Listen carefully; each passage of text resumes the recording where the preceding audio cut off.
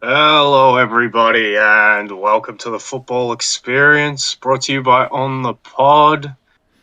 As you can maybe tell by my voice, I'm Caleb. He's Nev. Nev, how you doing, mate?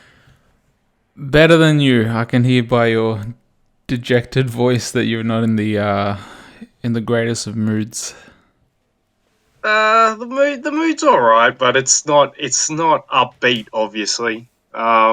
But there's still something to look forward to. So, it was right there though, wasn't it? So, I mean, I guess that's the only place to start. What a last day! We got all the excitement we could have hoped for, and maybe some. Just incredible um, memories evoked of 10 years ago, really, and very very similar sort of happening. So I guess we'll start with the neutral view of it, which is your view of it, and what you were thinking and what you were, I don't know, just feeling during what was happening on the last day in at the Etihad in particular, but also at Anfield if you were keeping up with both games at the same time.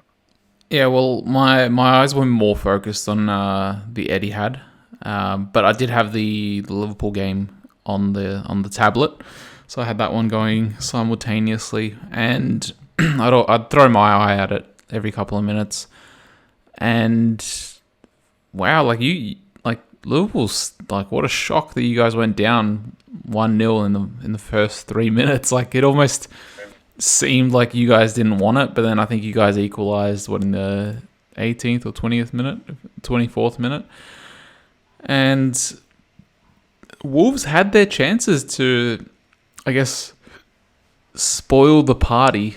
And what was going on in the other game, like, is sort of similar to what we discussed, or like what my prediction was, where the longer it went, the more nervy it got in the City Aston Villa game, and they they entered halftime 1-0 down as well. Like I was just expecting like a 0-0 for the majority of the game, but they actually, yeah, Aston Villa ended up scoring, and also like my prediction of Ollie Watkins getting the better of Fernandinho. That happened on a couple of occasions, but he just didn't have the end product to back it up. And Wait, so yeah, just before you go on, going into the game, you were thinking that this game would be 0-0 and tense going down the stretch, yeah, or like at least that. yeah, Yeah, okay. and that's what I said. Like I said that the longer it goes on, the more like in the Oh, of previous course, but podcast. but did you expect it to go on like, or did you expect City to come out and score goals going into the game and sort of make it a party atmosphere? It was. I expected it to look. Like it's easy to say. Oh, like I expected to go one of two ways. But like I did predict that the longer it stayed at 0-0, the more nervy it would get, and the more chance Aston Villa would have to actually score and upset the party. Whereas if City scored early, I said that the floodgates would just open and it would end up being like a 4 or 5-0, like similar to what it was against Wolves the other day or the other week, and we got the former where it was 0-0 for most of the first half until Aston Villa got their goal, and then it was pretty nervy. And as soon as Coutinho got his goal, I'm just like, holy crap! Like this is. It seems like it's written in the stars. Coutinho and Gerrard to basically gift the title over to Liverpool. But at the same time, Liverpool was sort of struggling to break Wolves down, going into like the later stages of the game, like going into the 70th and 80th minute. Because I think you guys only got your second goal around the 86th minute, somewhere around there. So it was already, you guys already scored once City mounted their comeback, and it was actually hilarious for me because like here the commentators aren't, they have like no bias, they say whatever's on their mind. And once Gundogan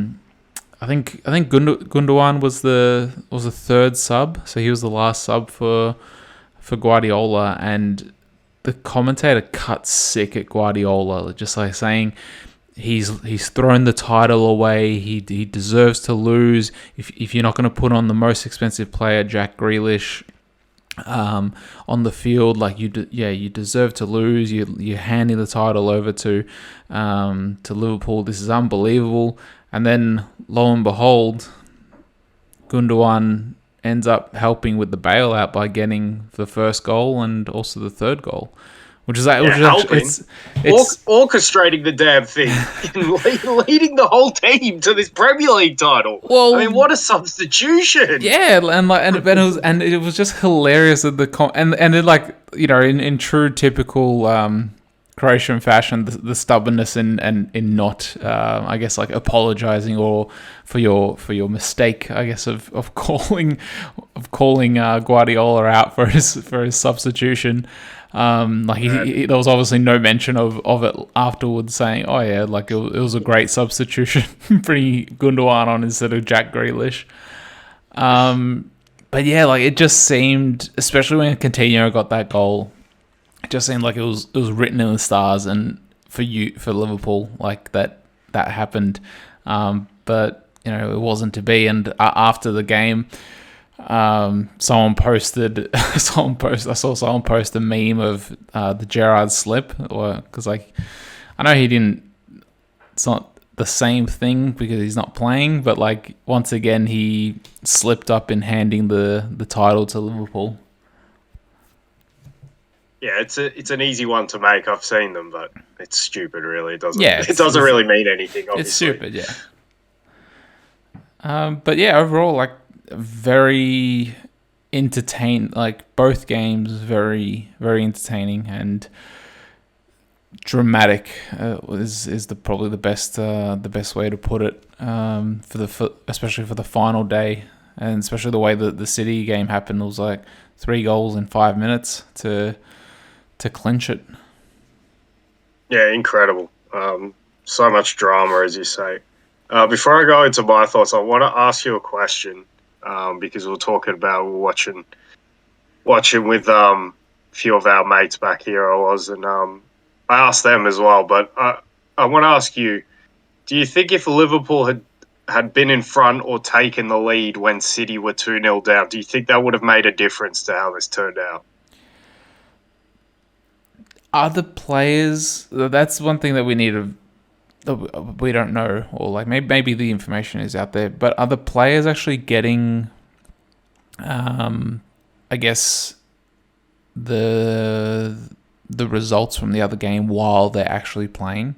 Because I do know that once Aston Villa scored either the first or second, I know the Liverpool crowd started, like, really cheering.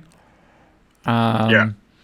I believe the City crowd were cheering as well when Liverpool conceded that early goal to Wolves as well. Yeah, so the players might get some kind of feedback in regards to that, but are they getting feedback from the coaching staff while they're actually on the field, saying, "Hey, in the other game, Liverpool have 1-1. We need to, like, win"? Or do they already know, look, we need to win this game regardless? So that's that's one thing that, like, I guess is up in the air, whether they're getting result. I'm sure they might be a little bit aware of it, but it probably doesn't. I don't know. It might have made it a little bit more nervy, but yeah, it's a good hypothetical to ask, I suppose, and we won't know unless we're, like, someone, like one of the players, actually talks about the psyche of it, like, openly, maybe in the next couple of days, or even years down the line, if they release a biography or something. Well, there's a couple of points on whether the players know. I know Gundogan after the game came out and said he still didn't know the score of the Liverpool game after the game. Whether he knew while sitting on the bench, I'm sure they knew at half time, that's for sure. Like, Liverpool would have heard that City are 1 down, and City would have heard that Liverpool were drawing 1-1 at half time. The crowd definitely gives it away a little bit. And the manager, Klopp in particular, and there's 2 managers I want to reference in terms of whether they know or not. Klopp is the first one, and Klopp, I think, went into this game with a sort of a resigned sort of attitude. It's like, we're going to try and win the game because that's what we do. That's what's got us into the position we are. That's what's made us either the best or second best team in the world at the moment. We're going to try and win every game in front of us. So we're going to try and win the game anyway. But we think City are going to win. And we don't think we're going to end up today with the Premier League title. But then when Liverpool was struggling to score the second goal against Wolves, he was really he was tense on the touchline. He was really tense. And I have no doubt he knew City were 2-0 down. Because then his intensity on the touchline seemed to just ratchet up when he knew that, or that coincided with City being 2-0 down. And obviously his team struggling on the pitch to break down Wolves. So that, I think, whether they're getting told, the players, while they're on the pitch, I'm sure that if they have half a brain, which they should because they're top-class professional athletes, if they have half a brain for that kind of thing, they would have felt it from Klopp. The other thing as well I wanted to reference was Jesse Marsh said it after the Leeds game, that he was, I think they asked him pretty much about that. Did the players know what was going on at Burnley or something along those lines? And he said, we wanted to stay focused on the game plan, but we also wanted to provide updates with what was going on to the players, like if need be, but stick to like what we were trying to do in the game. So I thought that was pretty interesting that he actually came out and said like we were giving players updates throughout the game. So I don't know if I've heard many managers come out and say that. Normally the stock line is we just focus on our job and let the rest fall where it may. So I think they knew. I don't know if it changes it if Liverpool are in the lead, because I think City would have to have always expected Liverpool to win that game. Even if it got to, like we say, the 85th, 86th minute, I think City still, if you asked them, do you think Liverpool will win this game, they probably would have all said, yeah, Liverpool will win the game. So their task still had to stay as we've got to win the game. So going into the first, I guess, and it's taken us too long to say it, but the first thing we've got to say is massive props, shout outs to, I guess, Guardiola and the whole City team, because that was just amazing. That was from just a purely footballing spectacle of it, and the resilience they can show, and the sort of and City have this identity. They're almost last day specialists, because we think about so many of their recent ones.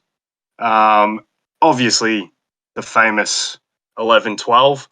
And then 13-14, they had to win at home. They made easy work of that one. And then obviously 18-19 with the Liverpool challenge at 98 and 97 points. They went a goal down to Brighton on that day as well, and Aguero got one straight back, and then they were comfortable from there. And then obviously yesterday. So and even going further back to their last league title before all the money came in 67, 60, 68, I researched into it. They had to go to St. James's Park on the last day and win so that they could have the title over United, who finished second. And get this, back then, the points tallies at the end of the season for the champion, Man City finished on 58 points. Man United finished on 56. So that's like what 30 points less than what they get this season. It's not even top four. Yeah, I know, it's crazy. But they had to go to St. James's Park and win on the last day to ensure that title, and they won 4-3 in that game. So they have a history of this. If it goes down to the last game in the Premier League, City now sort of have this identity that they can do this, and they can. There's this sort of magical feeling around it, like the Aguero and like what we saw yesterday. Like if they need to pull it out, they will pull it out, apparently.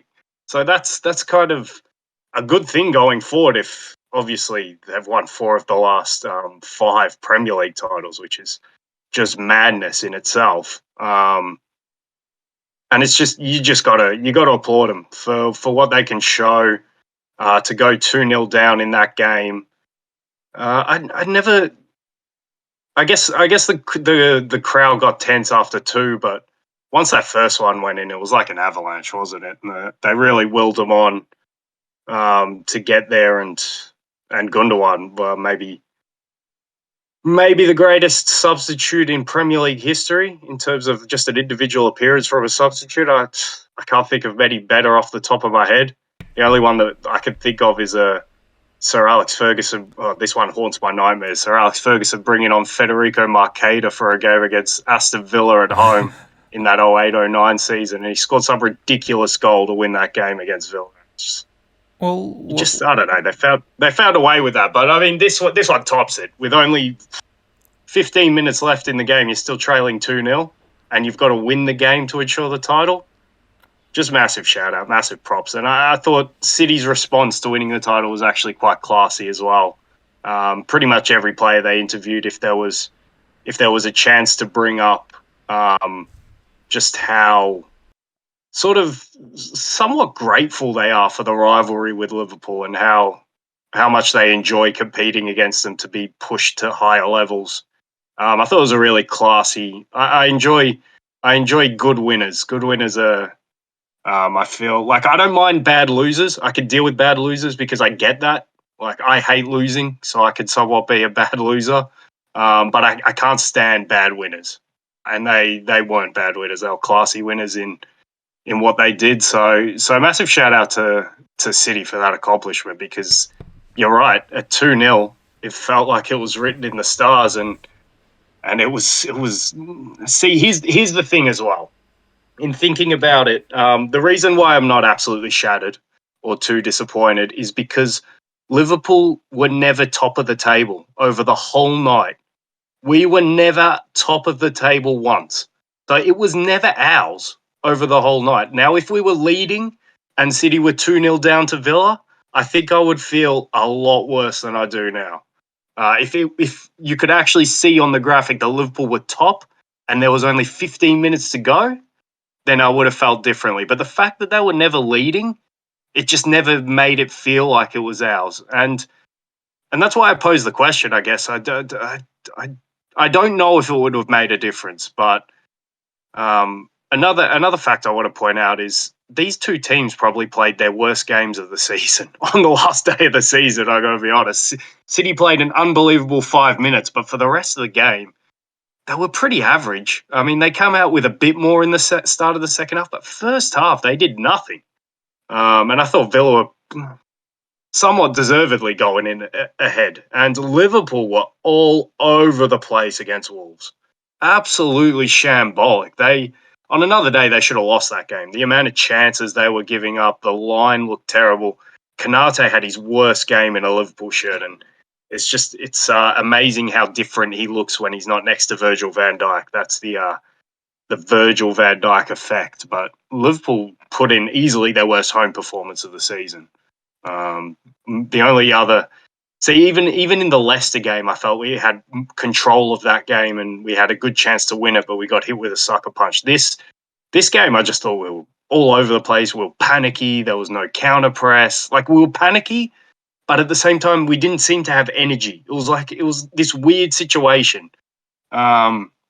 So yeah, I thought both teams, and that probably added to the drama, the fact that both teams put in their worst performances of the season, or up there as some of them. But yeah, overall, incredible night in terms of the title race, and massive shout out to City, because while you definitely say that they deserve it, but the only thing that annoys me is you can't say that Liverpool didn't deserve it as well, and that's two of the last 4 that we've lost by a point. I almost felt like we should have got this one if football balanced itself out. But like I say, City are building this reputation of being the final day specialists, and whatever it takes, they'll find a way. So congratulations, absolutely, well deserved victory, and well done on the reaction. I got to say, that was good to see from City. It was good winners.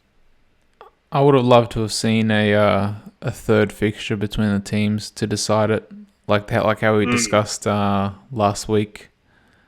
Yeah. where if they finished on equal points, equal goals. But obviously, that wouldn't have happened if, because of the West Ham result being a draw. I think there was mathematically no way of that happening, right? Or was a draw with Liverpool and a loss with City enough, or no? I think there needed to be some ridiculous like 5-all draw in one game and City lose by 6 goals or Yeah, something. yeah. To So happen. like it was, yeah. So look, that would have been a good way to finish it. But yeah, overall, like you said, well done to City, and I guess they're like seven. Wait, no, United have 13 titles, right? Premier League titles, so Yeah. they're only 5 off from equaling their record, and you know what? Well, It's if probably you wait, possible. if you're only talking Premier League Premier titles, I League, think Premier League, 8. City have five, do they not, or Or 6? why do I keep seeing 8 titles? Unless they're Because they won. counting, They Yeah, that would be counting the old Division One titles. but I think they then won 2 in the 30s and 1 in that 67, 68. Like I said, because I saw a graphic and like it had United only with 13 and City with 8, but they haven't won 8. I'm pretty sure. Like, no, they haven't won 8. They yeah. So definitely like, haven't. They won why are 6 they? now. So that means that the graphic is wrong because they're counting United's Premier League titles, but then they're counting City's overall championship title, like league championship titles, which All I know is that they're seven Premier League titles off United, and okay. and Well, and almost when we talk. Yeah, go on. Sorry, I was and gonna then I'll say get like into it. it's possible if especially if Pep stays, it's possible. He'd have to do a Fergie. He'd have to stay for maybe not quite that long if they're winning 4 or 5, but he'd have to do something pretty close because, um, yeah, I was just going to say, like when we look at those United titles, when are we going to start calling them Ferguson titles? Because like you see what United are without Fergie, and you see all that success that he brought to them, 13 league titles. That's unreal. And it made me think when I was listening to the City players about how the rivalry with Liverpool pushes them to be this version of themselves, to be this level of themselves. I thought it was really interesting because I sort of grapple like I did, I think, whenever it was last week or last pod about the not all champions are created equal, and I rated them according to knockout sort of, or according to boxing results. The thing I grappled with was I didn't put any United team as a knockout team. I put a few unanimous decisions, but I never really saw those United teams be to this level of what we're seeing at the moment between City and Liverpool. Really, I mean, Chelsea had a great season under Conte just before this all started.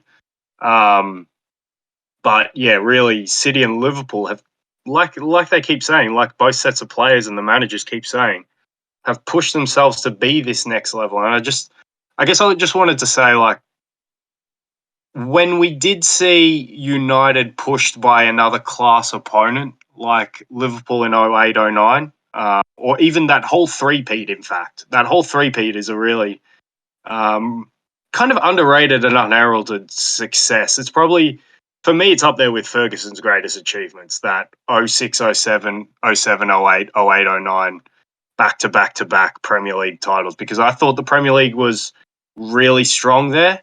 And then it sort of dipped off for another 5 years between maybe 2010 and 2015. And then it picked back up. I thought, yeah, 05 after Mourinho came, Wenger's still there, Chelsea got all their money, and then Benitez came to Liverpool. I thought the Premier League was, as you can see from the amount of semi-finalists they had in the Champions League, I thought the top of the Premier League was at its strongest around that time. So for United to dominate and win those three, maybe I need to look at them in different lights, because I think they got to 90 points that 08-09 season. I think the season before it was high 80s. I think all 3 seasons were high 80s. But then I compare it to like a 10-11 season where I think the winning total was 80 points. They finished on 80 points and they won the league by 9 points that season. So there was the question is, if someone had pushed United, would they have gotten to the level they needed to get to win it anyway? And the more I think about it, the more the answer might have been, or probably would. See, here's where I grapple as well, because that middle part where Mourinho came in with Chelsea, he did create a team that plays at the level that these City and Liverpool teams play at the moment, and United couldn't quite rise to the occasion then. So I don't know, it's just something I was thinking about. It's something I've been grappling with in terms of I don't want to be biased and go against any accomplishments. And the more I think about it, that three-peat's unbelievable accomplishment for United. So it's just, if they were pushed in other seasons, would they have reached those levels? And part of me wants to say yes for the Ferguson factor.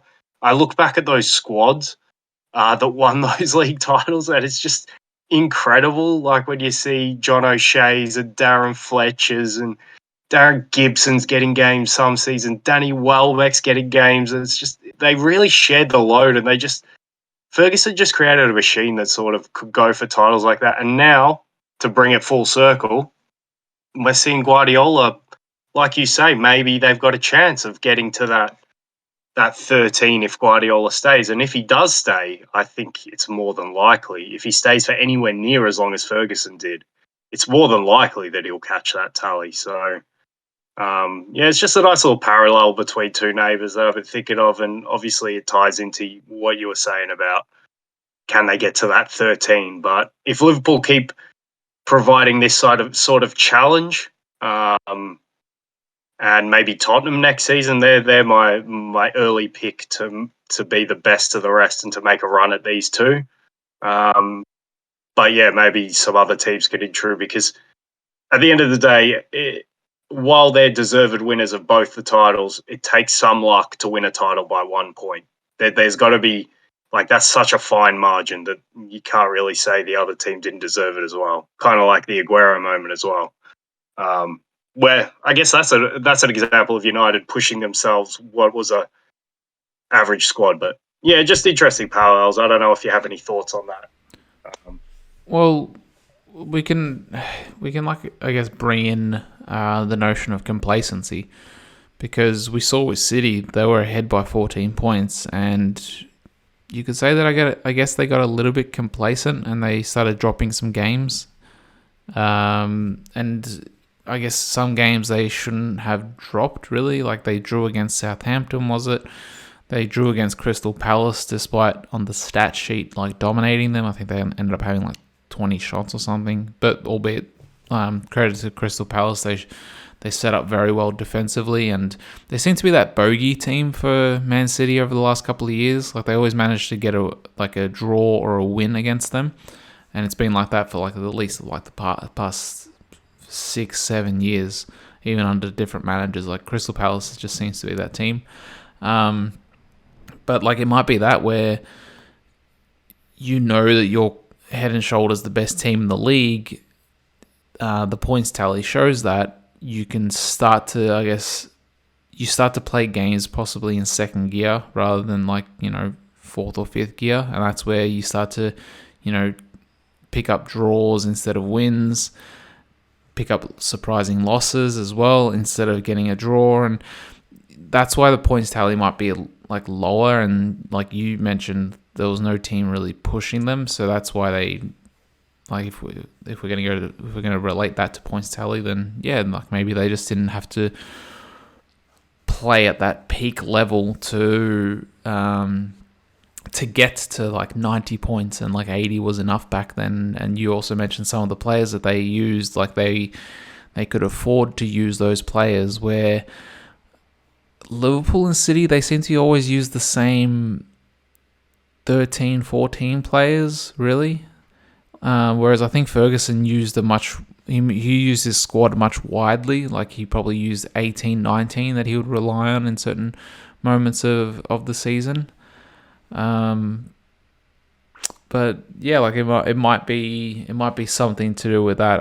I did have another point, but it's slipped my mind. But yeah, it doesn't matter now. But Look, it was in relation to Pep, and it's just something that like I picked up on because Gary Neville did he did that overlap podcast with Gerard Piqué, and they actually discussed Pep and like that sort of Mourinho Pep era when he was at Barca, and Piqué mentioned like Pep hated that period, like that 1 or 2 year period before he ended up leaving Barca. Like he wasn't enjoying Pep loves to just focus on the football and the tactics, whereas Mourinho made it about like personal attacks, made it about the rivalry, and he just made you focus on stuff off the pitch, whereas Pep doesn't like that, and that's what turned Pep off of football, and that's why I think he ended up taking like a 1 year sabbatical before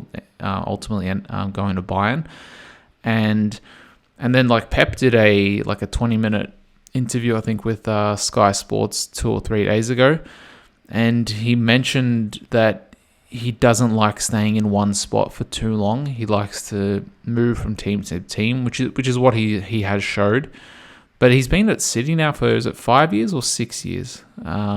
This is easily his longest job. Yeah. Yeah, and he's mentioned like that he's really enjoying his time in England and everything. But yeah, he did say that he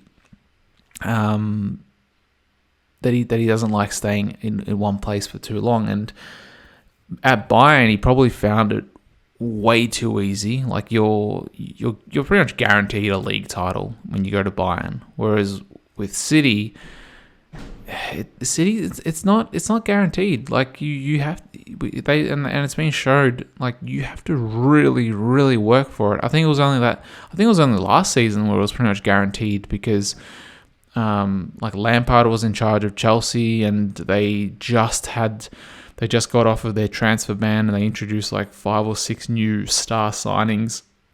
So that's always going to take like a year or two to integrate them into the team. That many signings at once and that many personalities. Liverpool had their drop off last year because of injuries. So last year they cruised to the title, but other than that, every year it's been a battle for them, and he's probably relishing that point. Not every year, but there was that Centurion season where I think they were 19 points ahead of United, but just the fact to get to 100 points is pretty incredible. Yeah, because 81 is a decent challenge from United that season, although they never looked like challengers. Yeah, but the point is like he's not guaranteed a title every year like he was at Bayern, and to a certain extent because of how dominant the generational talent of Barca back then. Barca was pretty much they were expected to win the league title, so it was like, and it's a coin flip there. Whereas in the Premier League, it's not at the moment. It's a coin flip between City and Liverpool, but at the start of the season, everyone was saying that some people even said Chelsea were going to win it. And halfway through the season. Yeah, up until December, like I think they were 6 or 8 points clear of City at one point. So, it wasn't a coin flip like it is in Spain, and it's not guaranteed like it is in Germany. So Pep might, and his contract does end at the end of next season. So we'll see if he ends up staying. But where does he go if he moves? There's nowhere for him to go really. City's his best option, because if like you're theorizing is true and he enjoys the challenge, which I don't know why he wouldn't. I think he obviously likes being pushed to new limits. He seems grateful for the Liverpool challenge, so there's nowhere else for him to go. I mean, maybe back to Barcelona if it was more of a project, but that's really the only one I know, and that's really the only one I could see, because what about Brescia? Italy, he played at Brescia. while Serie A has parity at the moment, and there was a title race up until very late, and obviously Napoli shat the bed, but they were there till late, and it was Inter and AC all the way. It's a big drop down in quality from the Premier League to Serie A at the moment. While I love Serie A and I love watching it, you just have to watch it to know Inter and AC are not Man City and Liverpool. I mean, I think that's very clear for people, even though I think both those teams are quite good. But Liverpool beat both of them. I guess Inter wasn't. Inter was probably the scariest one along the way to the final, to the Champions League. But in the group stages, they made mincemeat pretty much of AC. AC did take the lead at Anfield, so I can't say mincemeat. But yeah, it's just too big a step down if he still wants that challenge. Obviously, he's done. He's been at Bayern. He's done that. I don't think he'll want to go to PSG really. But I do have to push back a little bit because, and I'm glad you stopped yourself before you said Spain was guaranteed, and that was a coin flip, and that rivalry with Mourinho and Real Madrid and Barca is maybe one of it's definitely one of the best rivalries of modern day times. Just the evil Machiavellian stuff that Mourinho was doing, where you got this guy who wants to look like a saint in Guardiola defending the honor of football and obviously everything that goes along with Barcelona and Real Madrid. And then you throw in the fact that these two teams definitely have the best squads in Europe. It made for just a compelling rivalry around that 2010, 2011, 2012 time. And then also the fact that they worked together as well under, was it Robson? Yeah, of course, at Barcelona. So yeah, that was the coin flip, it was very similar to what we're seeing between Liverpool and City, where you have pretty clearly the two best teams. I know you can throw Real Madrid in this year and they might win the Champions League, so they'll have an even stronger case. But at least two of the three best teams in Europe going for it. But that has made the Premier League a coin flip at the moment. And I take your point that going into it, we had maybe four if we wanted to go at a push that United could challenge. And a lot of people are saying it, and you look at the squad and you think that should challenge for a Premier League if things go right, which they obviously didn't. But I think going into next season, we're going to see consensus will be that this should be a coin flip again between Man City and Liverpool, unless Tottenham make big waves in the transfer market, or Chelsea for that matter. But there's a lot of, you got Daniel Levy and the whole thing that goes along with that in terms of transfers at Tottenham. And then obviously there's a lot of uncertainty about the owners at Chelsea. So consensus will be that it will be a coin flip again next season. So, but if you compare it to all the other leagues in Europe, in terms of quality and in terms of competitiveness, the Premier League's easily the best one at the moment. So for me, there's nowhere else for him to go. And as long as Klopp's there and as long as City haven't won the Champions League, I think he'd be somewhat mad to leave. So I think there's a big chance that he could build a long-term dynasty there. So I don't know if you had anything else. Did you want to look at anything else that happened in the Premier League, or anything else in this title race that you wanted to mention? No, not really. Like in the lead up to it, we sort of mentioned or discussed what our thoughts would be, and I guess a lot of it played out the way we said it would play out. The top four was, I guess that final 1% that needed to be nailed in for Tottenham securing it. That was done. Arsenal left it a little too late by smashing Everton at home. Like, where was that performance against Newcastle or even before that against Tottenham? So yeah, I think we got the. You said that you would rather Burnley get relegated over Leeds, and I think that's the right call, and that's what ended up happening as well.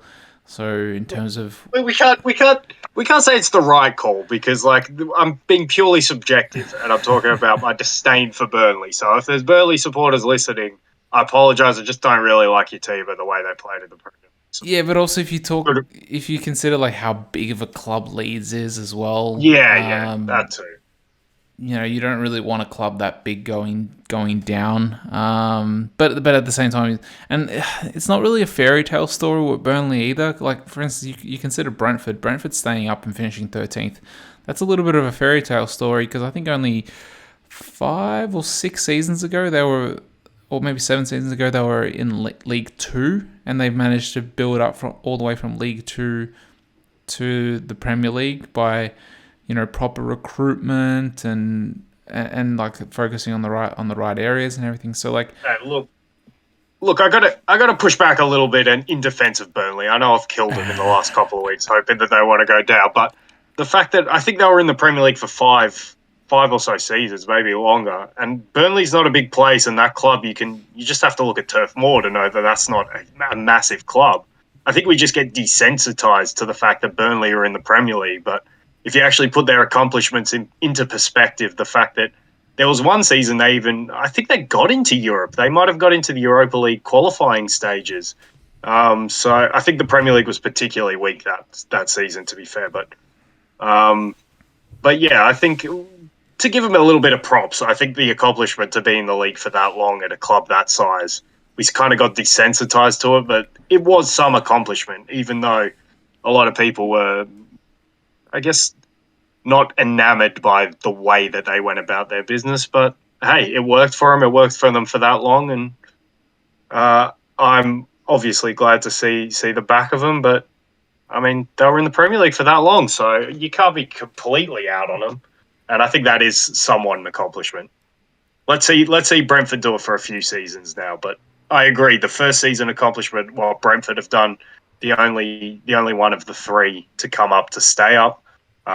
It'll be interesting to see how they go if Ericsson does go to a bigger club in the summer. But yeah, good accomplishment for Brentford, no doubt, for the first season. yeah. Just while you mentioned Ericsson, do you think he owes Brentford? Because Brentford were the only you can say top tier club, or at least club from a top tier league that were willing to give him a chance, because he wasn't allowed to play for Inter because Italy have some kind of, they have a rule if you have a pacemaker or something, then you're actually not allowed to play professional football. And Brentford were the only team that were willing to take a chance on him.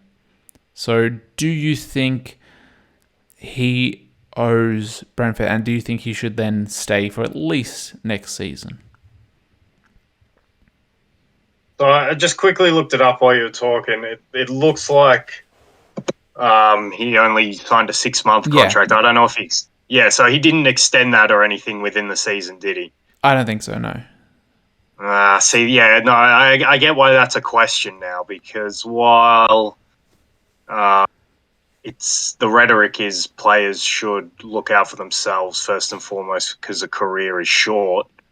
There is also a bit of that does he owe it to Brentford to stay even till January? But will his form still be that great that big clubs will sniff around? Say, I don't know who might be sniffing around for an Ericsson this window. Well, some people were saying like him going back to Tottenham, but when he was at Inter, Conte didn't really utilize him that much, did he?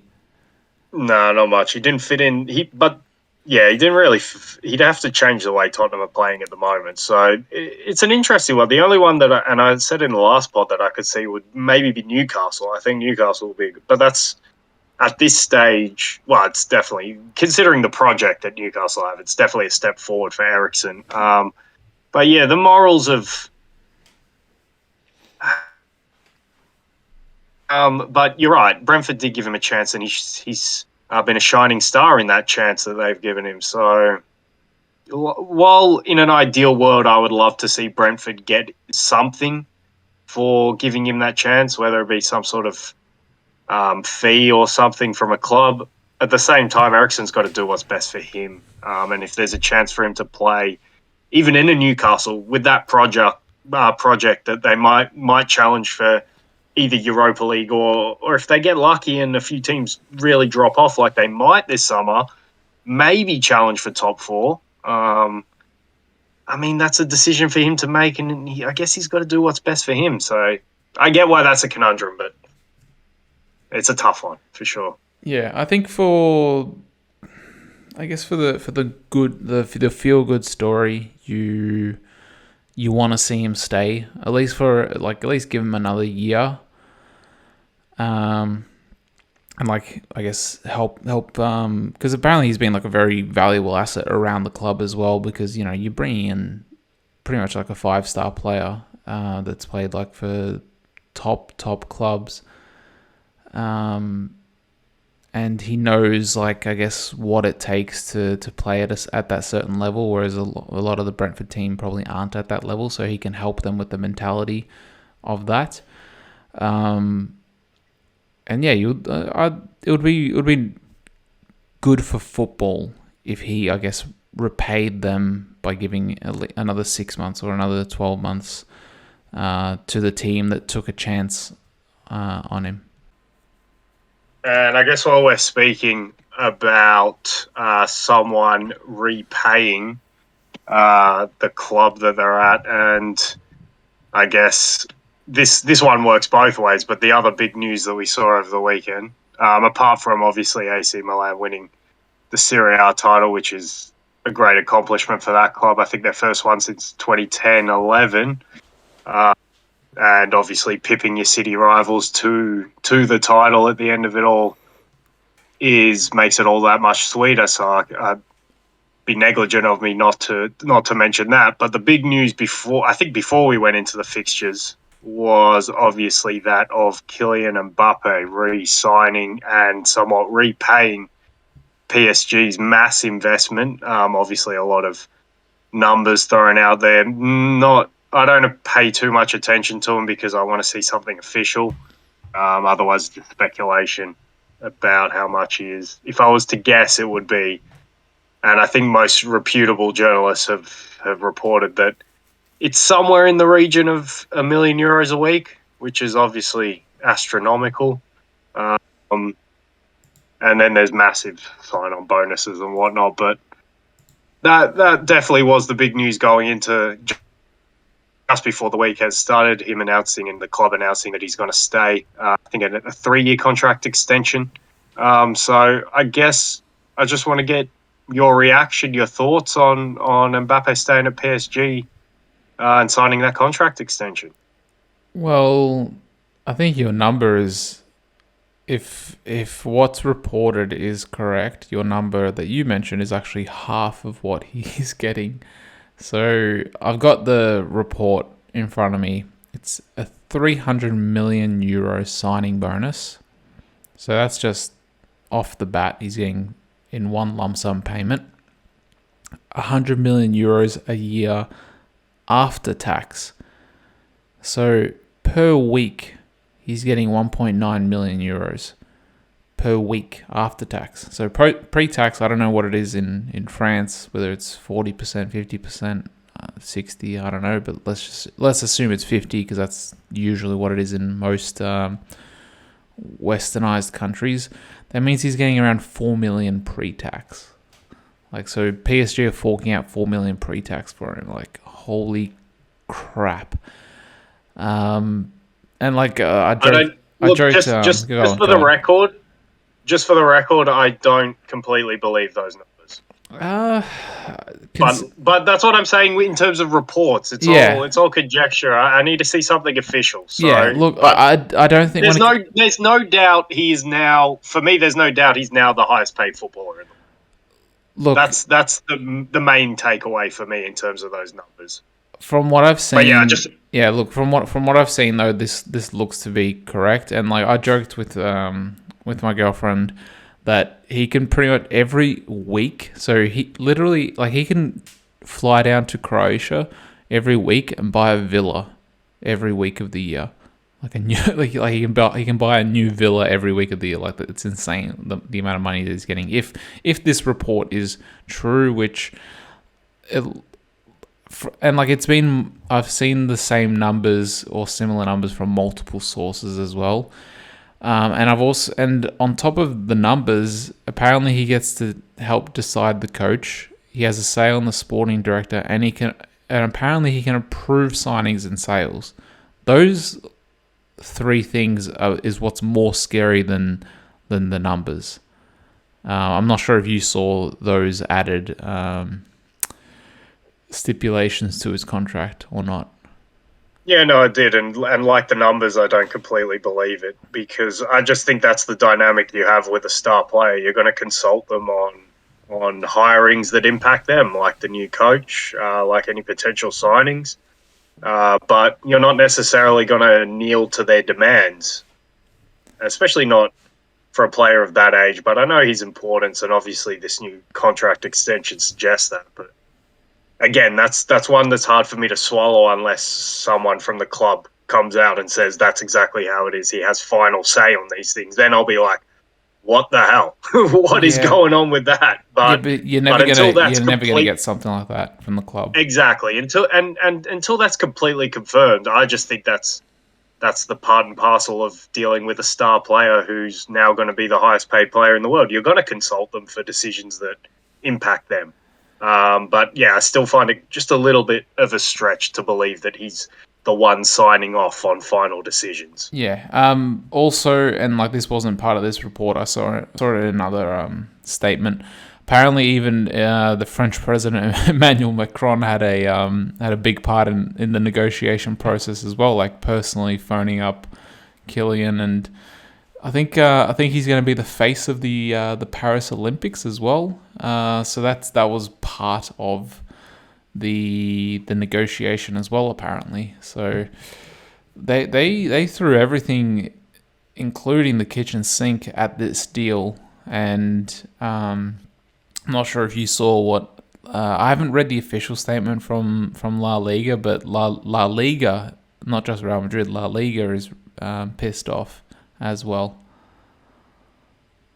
Yeah, but that's just ridiculous. Yeah, they're trying to what? They're trying to say the PSG can't possibly be spending this money with financial fair play and everything like that. So Yeah, that's just sound. and that it hurts That's being a football and sore stuff loser, like whatever. that. Yeah, but like, No, I don't think. yeah, Yeah, but I don't know what leg they have to stand on, considering they've approved pretty much two Galactico errors, and then they also had Messi playing for Barca. I think he was on apparently 650 or 500,000 a week over there as well. So yeah, I don't know what. sour grapes. Yeah, it's sour grapes. Yeah, and obviously we could throw around what the numbers are, and obviously I've said my main takeaway is he's now the highest paid player in the world. But look at it from I guess a psychoanalytical standpoint as well as a footballing standpoint. I guess I want to get your, so if you put yourself in Mbappe's shoes, kind of why you think he came to that decision, and maybe we can sort of delve into what maybe might have been the psyche in terms of that decision. So I'm just curious to get your thoughts on that, and then I'll give my thoughts on that as well. Well, it's hard to say whether it's just the numbers, because I doubt that Real Madrid would have offered him that, but they might have offered him something. Like if PSG were giving, if the reports are true and PSG are giving him 2 million a week, Real Madrid probably would have been giving him 800, a million per week. He would have been the highest paid player either way. Yeah, at either club. He would have been the yeah. highest So, paid. but he probably would have been getting half as much as what he's getting here, because don't forget that also La Liga imposed the whole financial ruling where clubs can only spend a percentage of their revenue on player wages. So they are limited to that extent in how much they could have given him. I know Real Madrid are they're the biggest revenue generating club in the world, but because of the La Liga ruling, they can still only spend a certain percentage. But we have to also remember, I'm pretty sure Mbappe grew up in Paris as well. His whole family's his whole family grew up there. His brothers and everything. I think one of his brothers is at the club as well. Like he's in like the under 14s or 16s at PSG. So there's also the the family ties to the city and I guess to the club from a certain aspect that would have influenced his I guess his decision. Also because he's only 22, so he's going to be staying at the club till he's 25. So he's still got a massive career ahead of him, so long as he stays injury free. So he can still move to Real Madrid when he's 25, and if he's not in his prime, and from a physical point of view, he's technically not in his prime right now. Footballers hit their prime between 25 and 29. So he will, if he goes to Real Madrid in 2025, he'll be going as a 25-year-old to or 26-year-old to Real Madrid. He'll be going in his prime, which will be pretty interesting. And he'll also be going there after they've rebuilt and reestablished themselves, because they have a couple of players that are already older and that will be moving on in the next year, 2 or 3 years.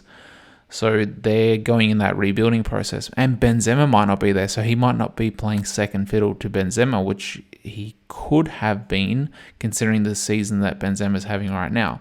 So there's actually a lot of factors at play, and these are sort of just like rolling into my head as I'm talking that I hadn't even considered beforehand. So yeah, there's a lot at play here, not just the numbers, but obviously, like, if you're a player and you know the club want you and they will do anything or throw everything at you, you may as well milk it for as much money as you can. So he might have been playing like 4D chess in terms of like going to Real when he's in his prime and waiting for Benzema, Modric, and Kroos to all leave so that he's, I guess, the face of the team. So there's a lot at play there. And I'm glad you hit on all those points, and I'm glad the question got you thinking about looking past the numbers, because I think there's potential that years down the line, or maybe, but even you just speaking now, I mean, we talked about the Coutinho transfer. Well, this is one that this is a non-transfer, or what if, that we could be looking at in the near future as in a similar light.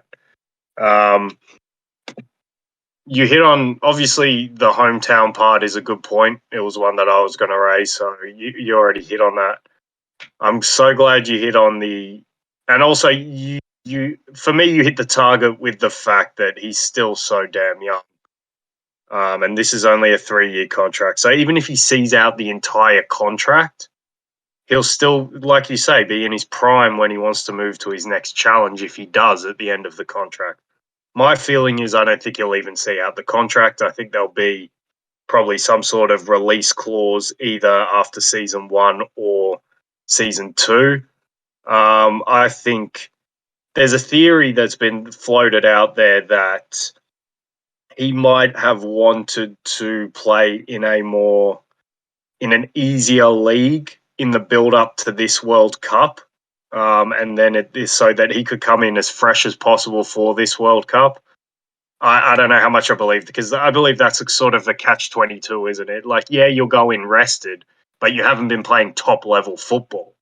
So that's a catch-22 for me. I don't know if I believe that theory, but it doesn't feel like he's committed to his career to PSG with him signing there. It just feels like he's, for me, made the right decision, given what his options were. And I'm also so glad you bring up the Benzema point, because I'm not sure if you saw Benzema's Instagram post, but he used what I believe is a famous image of Tupac, I think, before he was murdered. I think they had like the betrayer in the background, and Benzema decided to post that. So obviously people could look into that as Benzema maybe being a little disappointed that all his efforts to recruit Mbappe over haven't worked. I'm so happy that they haven't, because Karim Benzema's been the best player in the world this season. And I don't want to see him be diluted by another guy who has a claim to be the best player in the world as well. I want to see those guys going at each other. And from the pure optics of what a transfer to Real Madrid would have looked like, I would have been very disappointed in Mbappe if he went to Real Madrid this summer. Because let's not forget which team knocked out Mbappe and PSG out of the Champions League this season. It was Benzema and it was Real Madrid. So they've already proven, while it might have been a little fortuitous and over the 180 minutes, PSG were probably the better side for the majority of it. But the fact is, Real Madrid were able to do that without Mbappe and against Mbappe. So if he's just to go, oh, well, screw it, it got a little bit too tough, I'll go to the team that A, has made the Champions League final and very well may win the Champions League final. I don't like the optics of that move. That just, for me, if I put that in a basketball reference, that feels like a Kevin Durant going to Golden State. You were in the lead against this team. You were on the precipice of knocking this team out of the competition, much like Kevin Durant and Oklahoma against Golden State. Then you lost, you capitulated, you lost a lead.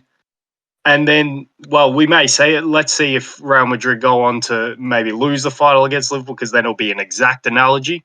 But if Real Madrid win the final, for Real Madrid, do they need an Mbappe? I mean, it does take him potentially to the next level, but if they can win La Liga comfortably and win a Champions League in the same season, why would you want to mess with that? I just want to see Benzema do his thing again.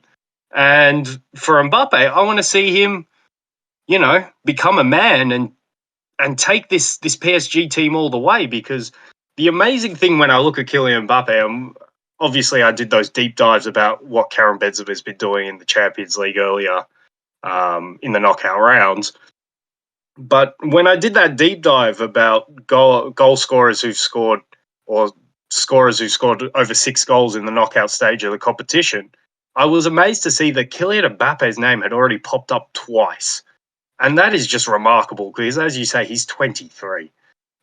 He was the main factor. I think he scored 6 of PSG's 9 knockout stage goals. He was the main factor in getting them to that final in the Lisbon sort of bubble sort of thing.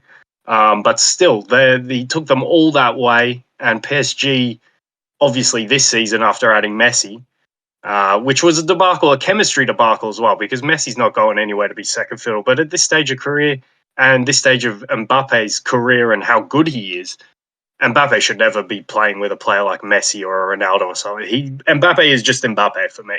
Unless Messi does take the backseat and become a facilitator. But he doesn't. I don't know. That's a whole different thing.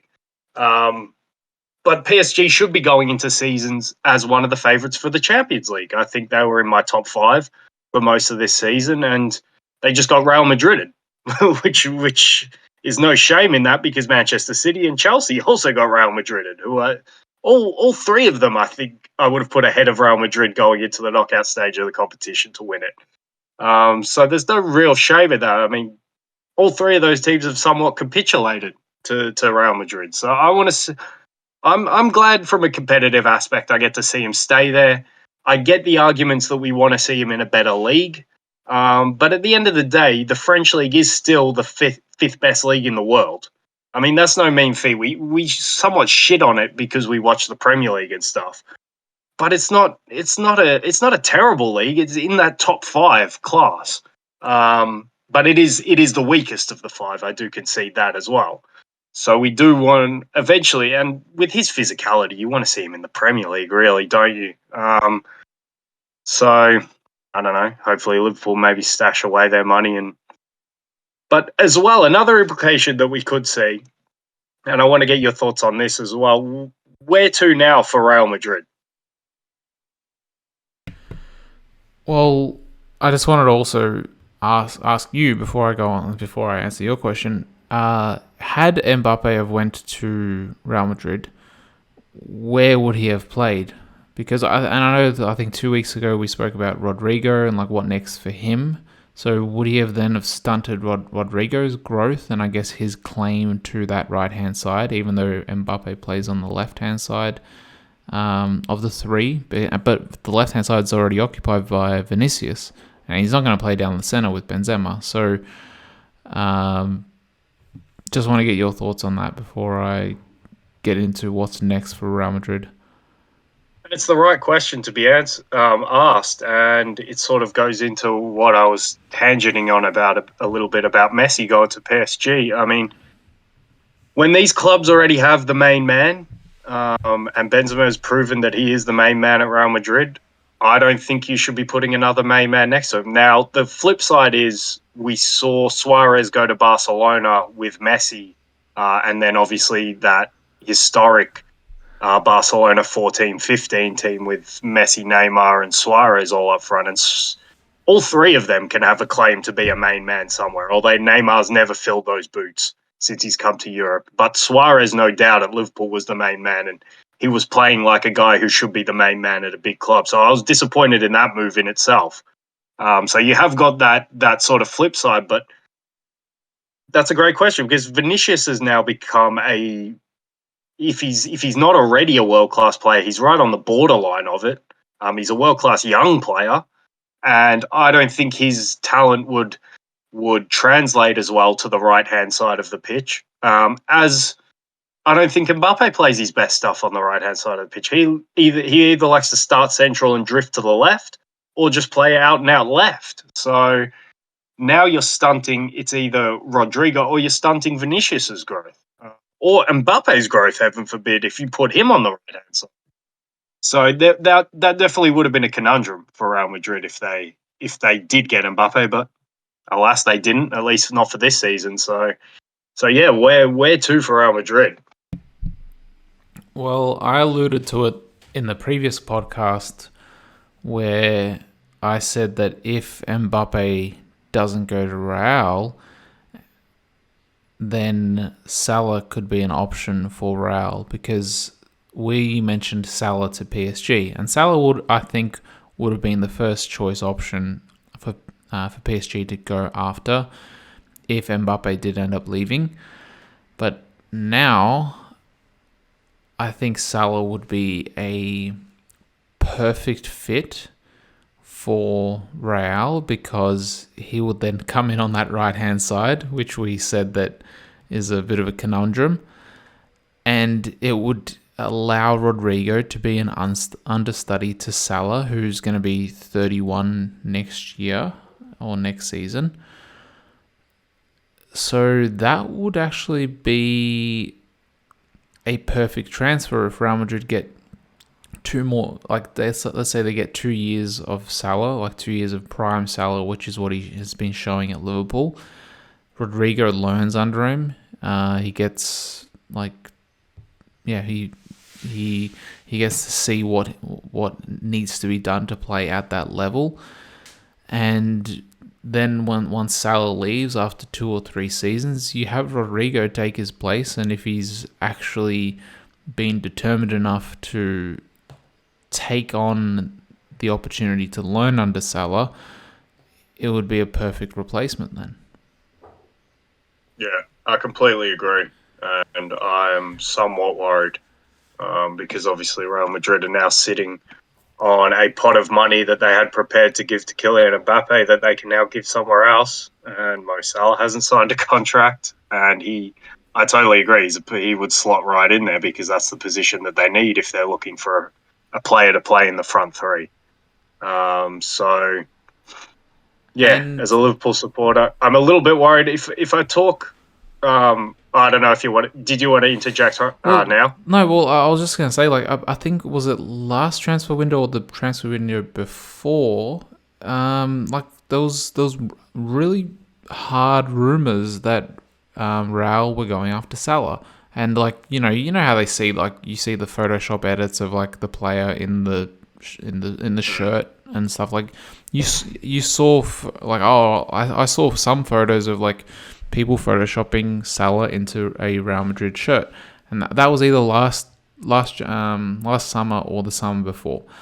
So it's the seeds have already been planted there for this potential move, and now with a season left, I think Liverpool might be forced to cash in because they're gonna risk losing out on How much do you think Liverpool could get for him, considering he only has a year left? And let's go for price. The price of Salah winning the Champions League against Real and also losing the Champions League against Real. So two different prices depending on that result in a week's time. Well, yeah, and I'm glad you touched on that because I was going to touch on that. I don't think it changes the price at all. My reason is because Liverpool are able to have such a look. Obviously, it's not as great a season if they don't win the Champions League, but they've had a great enough season that you would say they're one of the three best teams in the world. So the fact that Salah's a main driving force of that, one of them, I don't think changes the price. In terms of the optics of Salah going to Real Madrid, unlike Mbappe, who hasn't won the Champions League at PSG, Salah has won the Champions League at Liverpool. So he's accomplished everything at Liverpool. So if he were to, even if they were to lose the final against Real Madrid and Salah were to go to Real Madrid, for me, the optics aren't as bad because Salah's already proven everything he could prove at Liverpool. Sure, it would be more of a position of power for him to go to Real Madrid as one of the guys who was instrumental in beating Real Madrid in that final. But for me, it doesn't. The price doesn't change, and the optics don't really change. Just given how integral Salah's been to Liverpool being such a great team this season, and as well, just given what Salah's accomplished at Liverpool. Yeah, so for me, that price doesn't really change all that much. And what do you think the price tag would be? Yeah, that's right. There was another question. That one, I don't know. Well, what 40, 45, maybe 50. That low? Given that he's only got one year of the contract, but he is, he's going to be a Ballon d'Or candidate, and obviously he's already won Football Writers Player of the Year in England, so he's still one of the best players in the world. Because I saw, I think it's rumoured that Liverpool are asking Bayern for 80 million for Mane, and he's in his last year of his contract as well, isn't he? So, well, there you go. It might be closer to that number then. Yeah, but I can't see Bayern paying 80 million because they don't pay 80 million for anyone. They'd rather just be like, nah, screw you, we'll just find someone else. Like they seem to be a club that's very financially. Is student a word, or am I making that up? Am I making up English words here? Or prudent? Oh man, I'm running on too little sleep to be doing these English lessons. But they're very financially aware. Let's say that, and they don't go over the top like some clubs do, i.e., Man City, PSG, and Real Madrid. So I can't see Bayern paying 80 million for Mane. I can see them paying 60. But I can see Real Madrid paying 80 for Salah, even though he's in his final year. But I think somewhere between that 60 to 80 million, because it's you have to find that balance between Liverpool saying, okay, we accept your offer, considering he's in his last year, or if the offer's too low, it's like, screw it, we'd rather try and win another league title with him in the team for another year and get and potentially another Champions League. We're going to keep him for a year and let him run it down.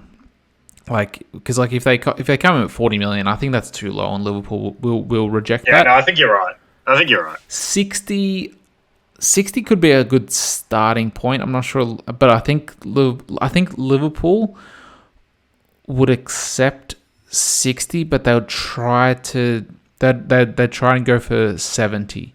So like Real Madrid might come in around 60, and then Liverpool go, nah, we want 70, and then Real Madrid will go, all right, how about 65? And then they might meet somewhere in between there. Well, I think we've got to mention that for me, the feeling, definitely as a Liverpool supporter, but I think Liverpool being probably the club that they are, I think the feeling is this is all irrelevance.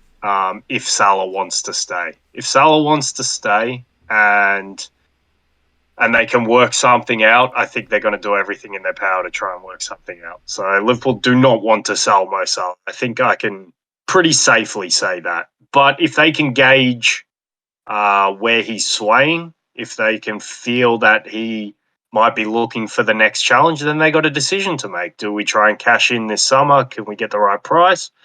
Or like you say, do we keep him, because I don't think his professionalism will be in doubt if he has to stay another season. I think he's that kind of hungry player who, it doesn't matter where he plays, he wants to do well. So do you just ride with him the next season? Maybe you can turn him around. Maybe you could get him at a lower wage during that season if you can negotiate with him. But yeah, do you just go for it all for one more season and then risk losing him on a free? If you're inside that inner circle and you're part of Liverpool, of Mo Salah, and you can sort of start to gauge which way he's swaying, then you've got a decision to make. But if you feel like he wants to stay, I think as Liverpool you've got to find a way to make him stay, but obviously not in the PSG Mbappe way, because that's not how Liverpool operate at all. Yeah, and we talked about that fine line between giving a player too much, and then you're going to have contracts running up with Trent, Robertson, Van Dijk. Yeah. Liverpool won't do that. I think we've litigated that they're not gonna break the bank to keep him. Yeah, I have a feeling. He goes at the end of the summer, because I think this summer. Did Liverpool offer him 300 and he's rejected it? Doesn't he want 350? Is that? Yeah, I'm not sure. I'm not sure on the reports of the offers. Yeah, I think last time I heard about it or read about it, I think he wanted 350. But Liverpool weren't. I think they were willing to go as high as 300. So yeah, like if the sticking point is at 50k, I have a feeling Liverpool cash in on him. And I think if you guys win the Champions League, there's more of a reason for you to cash in on him as well. Definitely. Yeah, I guess. Yeah, maybe. I said it doesn't drive the price up, but if we do win the Champions League, you could drive the price up. No, not necessarily to drive the price up, just because like you've won another major title with him, and like will like you mentioned, the hunger will still be there, but like you've gotten one more major title out of him. Do you really think that like the chances of you winning another title next year with him, and him being that focal point and leading man next year, it sort of diminishes just like that the law of football evening out, like how people were saying that since City lost the Champions League title last year, if they make the Champions League final, then they'll win it, because like they'll be more hungry, they'll be more experienced, and so like it'll balance itself out, sort of in that sort of vein. So like, yeah. I can't believe in that after what happened last night, to lose 2 Premier League titles by a point in the space of 4 seasons to the same team. I can't believe in that theory. And also, I think my theory on that is if they were to win the Champions League, how hungry does he come back next season? Because I think it's natural human nature to rest on an accomplishment like that just a little bit. That's why it took so long for us to see, or it's one of the reasons why it took us so long for us to finally see a back-to-back Champions League winner, because I think other teams overtake you in the hunger department to win it once you've won it. So while I agree with what you're saying, it's just for a different reason a little bit. Yeah, so all the more reason to cash in on him and get it's potential 60 to 80 mil for him. Yeah, I can't read the situation. I think it's 50-50 at this stage. But I will say, if I was Mo Salah, while I want to be recognised for how good I am in terms of my wage, I also should keep it in my mind that I don't think I'll be as good a player as I am right now at any other club. I think Liverpool is made for the way he plays, and I think he's made for the way Liverpool play. And I think that marriage is the best that he'll find at any club and any league for that matter. The Premier League is the right league for him as well. I know he did well in Serie A, and that's what got him his move over to the Premier League. Obviously, Switzerland before that at Basel to get his move to Chelsea, but yeah, I just think that style of football suited to him, and I think Liverpool's style of football suited to him. So if I was him, I would somewhat be keeping that in my mind while not wanting to back down too much and wanting my what I feel like I'm worth. Well, don't also forget the influence Perez has on the Ballon d'Or as well. Yeah, yeah, of course. Like And what's I think he is driven. I think he is driven by and stuff like that. and if you're like, what's from an optics perspective, what looks better for a Ballon d'Or winner, playing for Liverpool or playing for Real Madrid? Well, we know the answer to that. Yeah, we know, and that's not taking anything away yeah. from Liverpool either. But it's Real Madrid. There's politics involved. Yeah, definitely. And I think we're gonna be talking about storylines like this for a while because we started on Mbappe and we've moved our way to Salah. It's just how all these things are linked, and I think there'll be other players that we'll talk about. Obviously, Lewandowski not re-signing. I think there's a lot we could talk about in terms of strikers in a merry-go-round or goal scorers in a merry-go-round in the near future. But Yeah. I guess we've said what we want to say on the Mbappe piece, and I guess it's time for now, as promised, the Team of the Year selections for season 2021/2022. Looking at, and granted, I'm not watching Belgian football. I haven't watched any Dutch football this season, which is a little bit of a pity. I've only been able to see like teams like Ajax in the Champions League and whatnot. But I'm not scouring out that football. Dutch and Portuguese football is probably like the blurry limit where like maybe you should be watching a little bit for talent in those leagues, but at the same time, those leagues just clearly aren't as good as the top 5 leagues. So it's mainly from the top 5 leagues. There are a few players who made the short list for the 3 teams that we're going to select from say Darwin Nunez from Benfica or an Anthony from Ajax. They kind of made the short list, but it's mainly from the top 5 leagues, and there's no surprise. There's a lot of Premier League players, there's a lot of City and Liverpool players. There's a lot of Real Madrid players who made the short list. But yeah, I don't know if before we go into it, you had any thoughts of how you processed it in terms of the short list you came up with and whatnot. Well, the way that I tried to work it was based on the strength of the domestic league and also how far teams went in the Champions League as well. So I know that this year in the Champions League we had a little bit of some upsets with like Benfica beating Ajax. I don't think anyone really expected that. But then you also had Villarreal beating Bayern and challenging Liverpool in the second leg. Like they did pose a threat, at least for that first half. Like they brought the tie back to 2-2.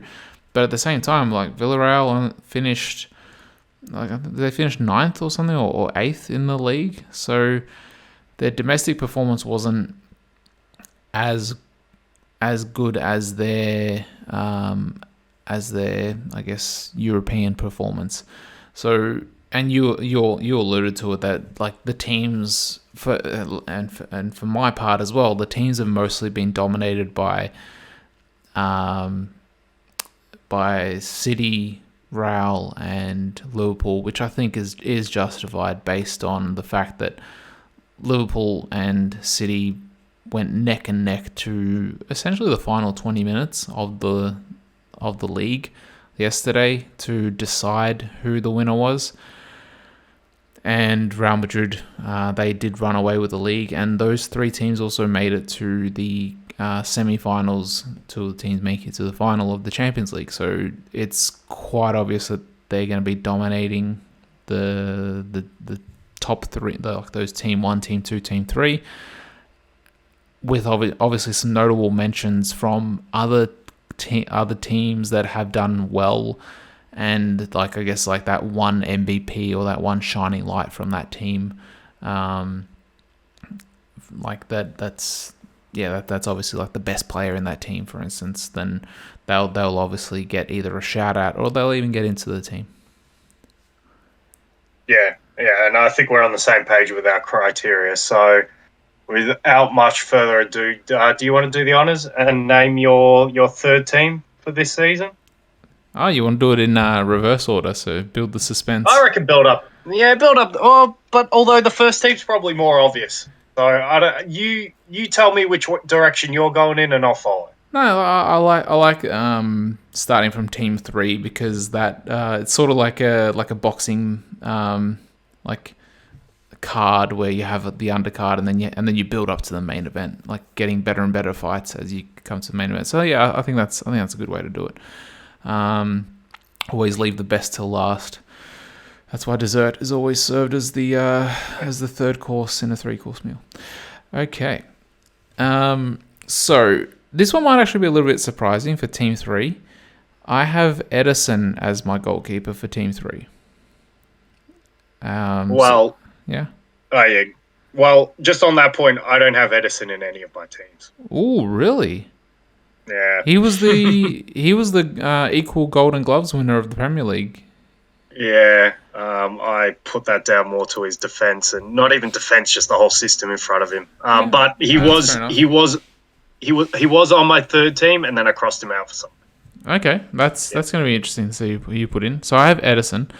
I have Hakimi as my right back, and I think, considering it's his first season as well at PSG, I think he has been a very good player for them. He hasn't dropped in terms of his performance. You got what you expected from him, and I think he's a very good right back choice. The Real Madrid right back, I can't even. Is it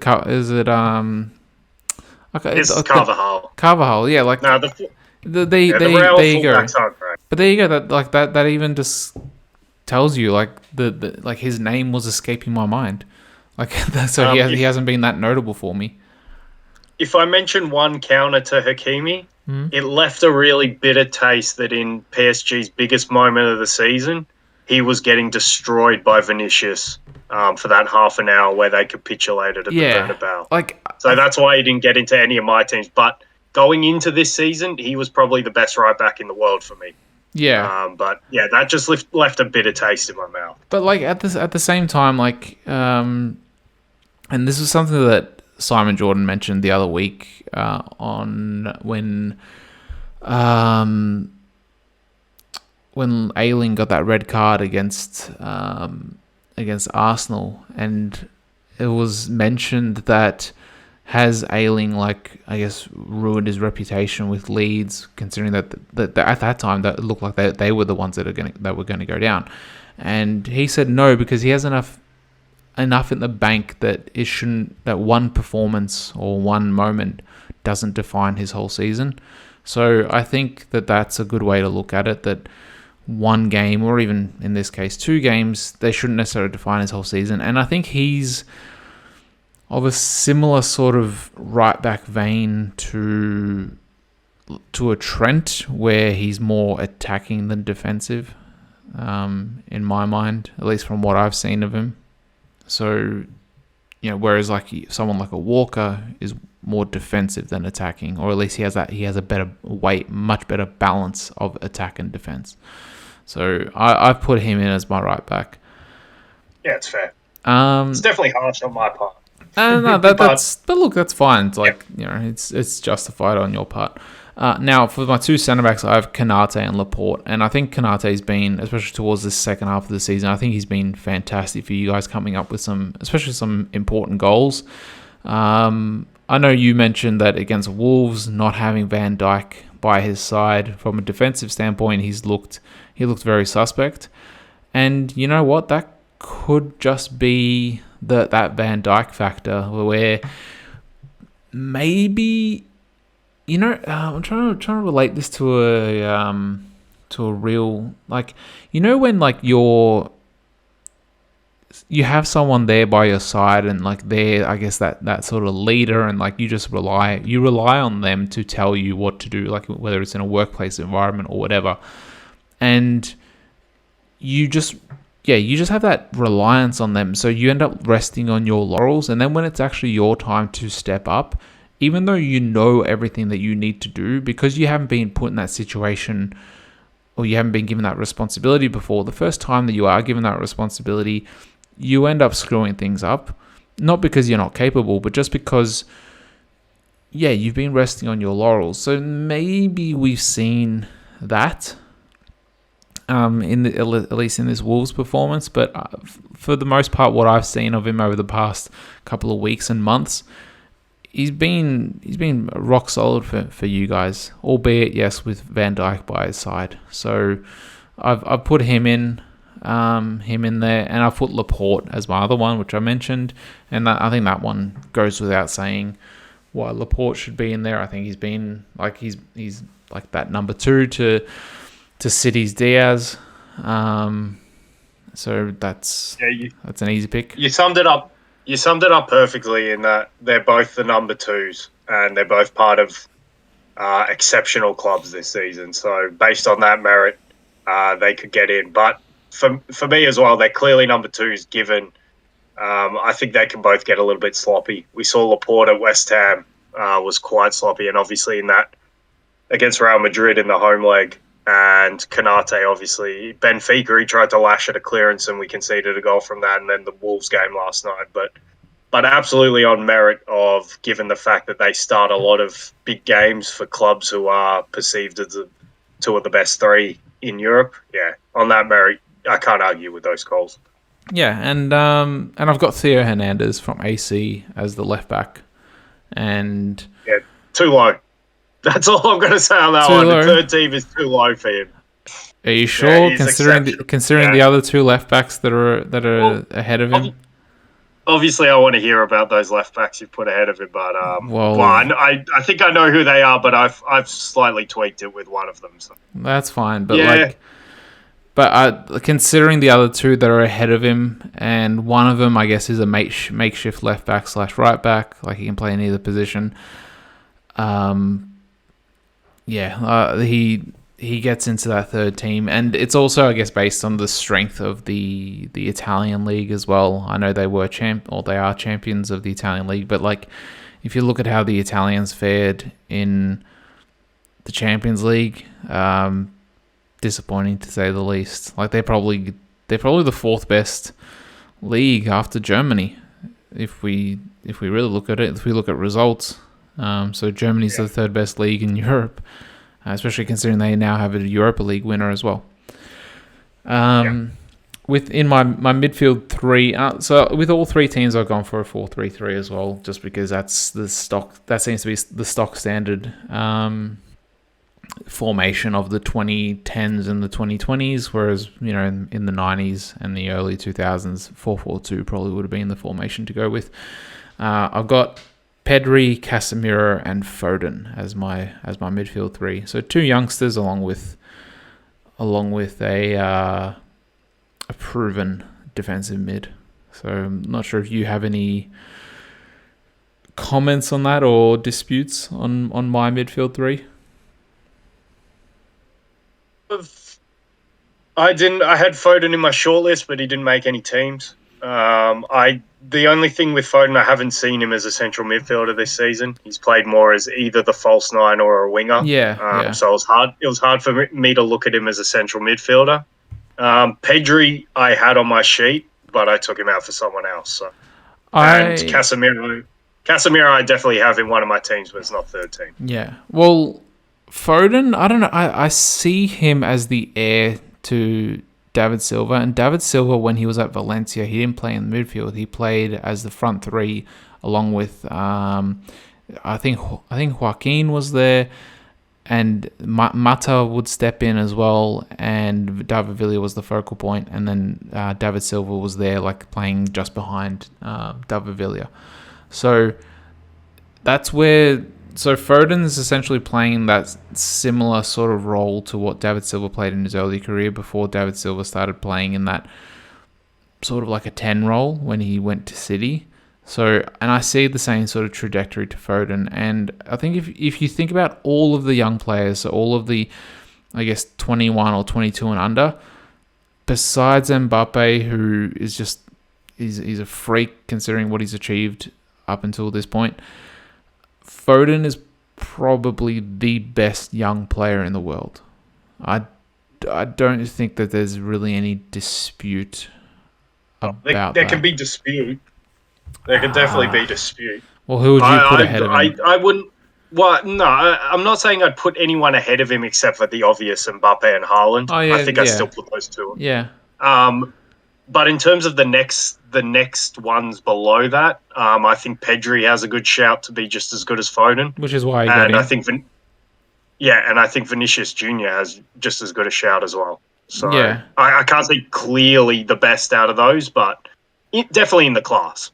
Absolutely. Yeah. I don't know. I think I personally, based on just his, I don't know, from what I've seen of Foden, I would put him ahead of those, besides Haaland and Mbappe, who are just, Haaland is an absolute physical freak. Like he's I think he's taller than me, and I'm like the tallest out of our group besides one of our friends. I'm not sure if we should shout out names on our group or not. But like I'm pretty sure I'm the tallest in our group of friends. And all right, and enough flexing. Get your point. No, but Haaland's taller than me, and like growing up, I've always been like the tallest when I was in high school and stuff like that. And now I'm not that tall. I'm only 183, and Haaland is taller than me. I'm pretty sure, and he's just an absolute freak.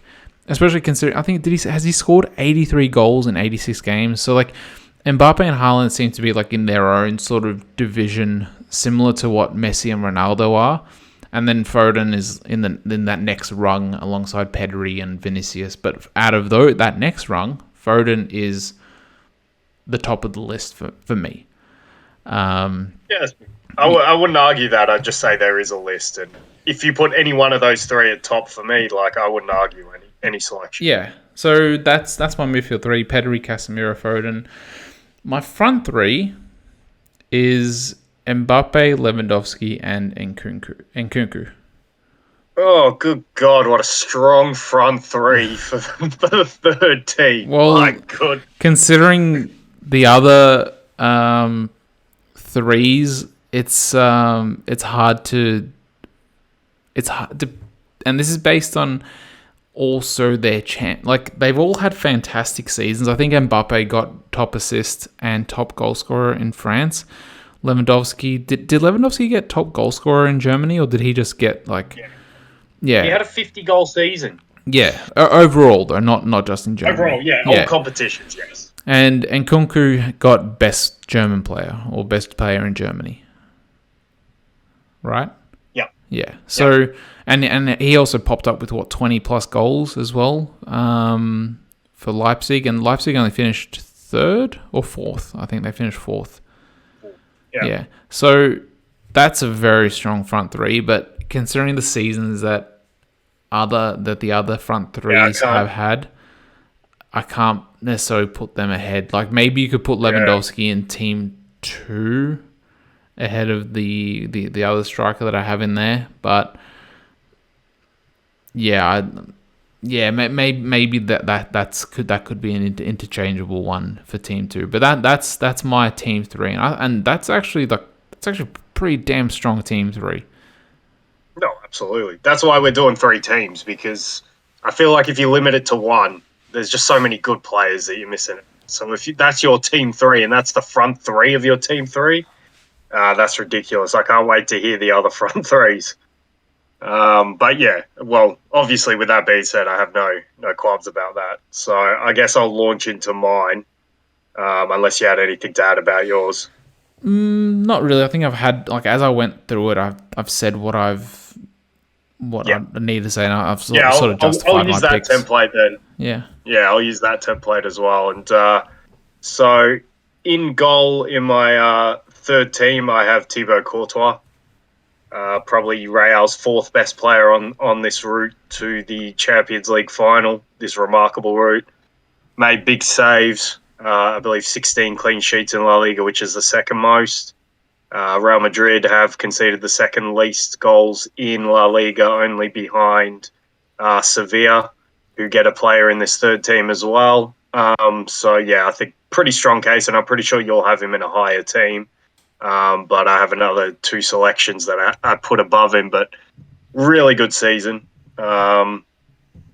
I guess you'll add more on him when you select him. I'm guessing you'll select him sometime.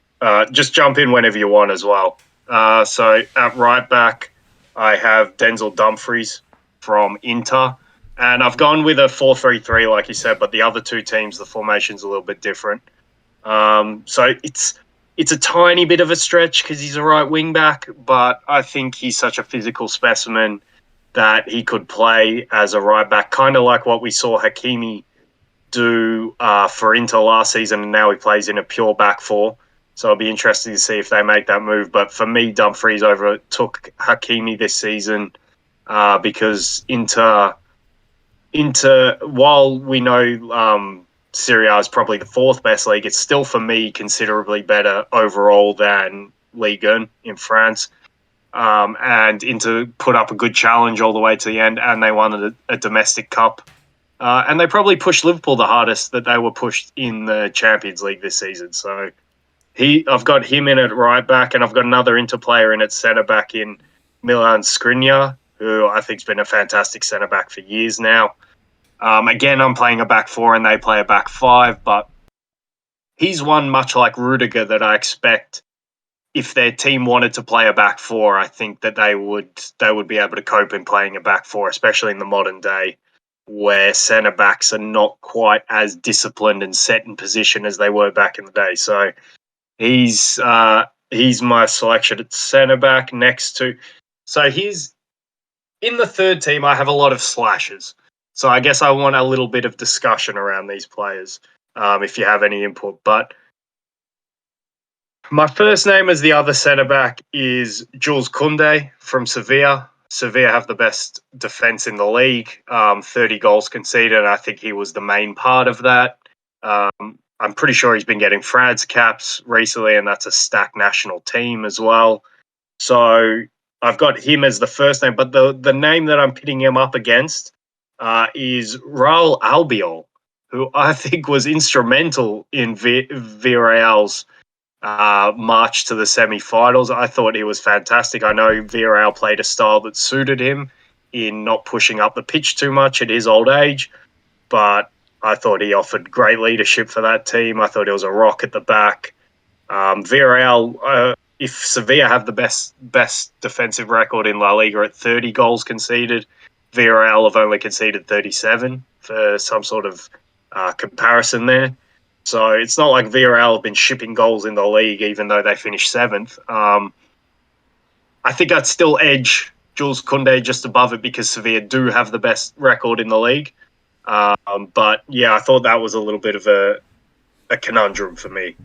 I don't know if you had any thoughts on who you would tip, who you would put as number one in there. Yeah, that's a difficult one because like one did really well in the Champions League, and then one did really well in the league, which is I guess a longer sort of sustained performance. And I know, like you mentioned, Villarreal only shipped 37 goals as well, but Villarreal also play a lot more defensively as well. Of And course. then the reason, and whereas like the reason why Seville are, they finished third, didn't they, or fourth? Yeah, third, I believe. Yeah, and the reason why they finished third was because the way they were trying to rationalize it is because their defense was probably better, which then allowed their midfield and forwards to attack more because they could rely on the defense more, and that's what ended up winning them games, as well as having a solid defense. Whereas Villarreal only had a solid defense because they played more defensively than Seville. So while Seville played more attacking, they still had a better defense. So you could rate that higher then. And they got knocked out to West Ham as well, who had a very good season in the Europa League.